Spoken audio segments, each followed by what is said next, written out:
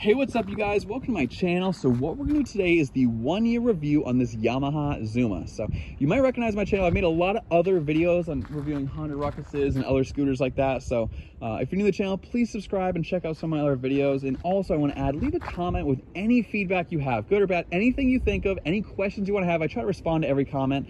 And I just make these videos to share things with more people. I wish I had videos like this to watch. More personalized than going, over the specs. This is like my review. This isn't saying how big the wheels are and how many foot-pounds of torque, anything like that. This is my review on if someone says, what do you think of your YAMAHA Zuma? That's exactly what I'm gonna say. I'm gonna break it down to categories of comparing it to other scooters, functionality, reliability, and comfort, those types of things. So jumping right into it, comparing it to other scooters is actually where I want to start. That's the biggest thing. Comparing it to other scooters is the main points that the main things that differentiate from other scooters is that not all scooters, but I'm a big Honda Ruckus guy. I love the look of the Honda Ruckus, and it's great, but I just popped the key backwards and we have this decent sized storage. If you want to do the cliche riding your scooter in your small town to the hardware store or the grocery store, like I actually do, you can fit things in here. It's not, I always make sure it's super bad because it's pretty clean in here, but hardware store, if I'm putting something in there, it's no problem at all. If I was gonna put eggs in there, I'd make sure they're sealed and kept away from that stuff.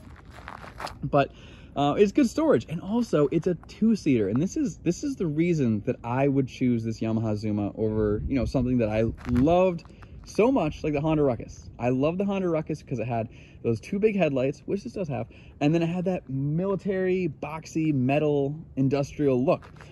This doesn't necessarily have that. It's still a pretty good look. It's got stock flames stickers on the side, which is pretty crazy that Yamaha did that in 2005. I think it's awesome.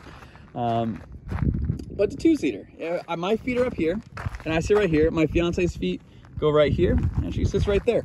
We're 2 smaller sized people in our mid-20s, and we fit great on it. I think that she feels safe, everyone feels safe. We don't go on main roads. Mostly have 25-mile-per-hour roads, so that we're not limited by speed and getting past and feeling like there's too much going on around us and there's too many people not paying attention. So one thing I'd say about all scooters is that if you could stay off main roads, you'd find yourself out of a lot of more dangerous situations. Anywhere can be dangerous, but I do feel like when I'm in a congested area, if I'm in the middle of 3 lanes, I don't feel comfortable. So maybe it's different on a motorcycle too. When I'm on a motorcycle, that's one thing to compare it to. We compare it to the Ruckus. Still, it's a scooter, right? You don't have the big wheels, big suspension. It doesn't feel as solid as a motorcycle would.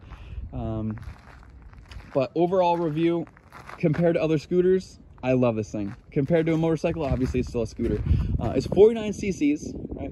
In my state of Connecticut, you don't need a motorcycle license for 49 cc's. So this has doesn't need to be registered, doesn't need to be insured. If it's, in the future from this video, please double check that that's still a law.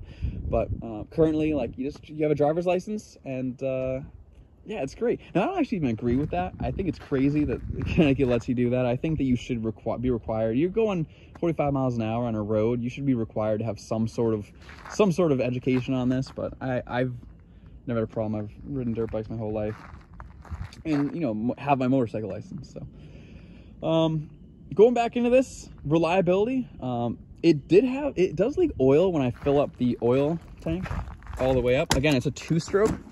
So you put the gas in here, you put oil in here, it pre-mixes before it goes into the motor. And if I fill it to the very top, it does leak all over my garage, which is terrible. So I never can fill that to the top. But when I top off the gas tank, I add a little oil, and I've never had a problem with that. But that's an issue. Other than that though, perfect, smooth, easy ownership.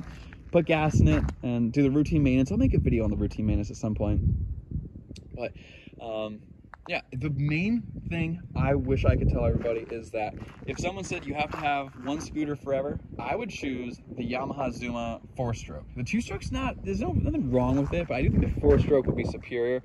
I'm assuming longevity, the 4-stroke would last longer, and I'm assuming that obviously it's probably a little more inexpensive to have 4-stroke, not have to buy the $10, $12 quart of oil to mix. Not that you have to mix it very often, but that's my review. Please, please add a comment with any questions, any concerns. If you want to buy it and you have a question saying, hey, like, what do you think about this? Just leave a comment. I always try to respond to them. And then for the last few seconds, I'll say, you know, go around it really close. It's got good steel wheels. They look steel. I shouldn't say steel but not knowing it. Same as the, you know, Ruckus and other scooters where it's only got, there's no swing arm on this side. It's just on this side, the drivetrain. So, yeah, my main thing is this would be my favorite scooter. It's smooth. Yamaha is easy to get parts for. I wouldn't buy one of those off-brand ones that could be hard to get parts for, because if you break something that you can't replace, the scooter's worth nothing. So I think this will hold its value for a while and do a really good job. So please, hope to hear you in the comments, and we'll talk to you soon. Thanks a lot.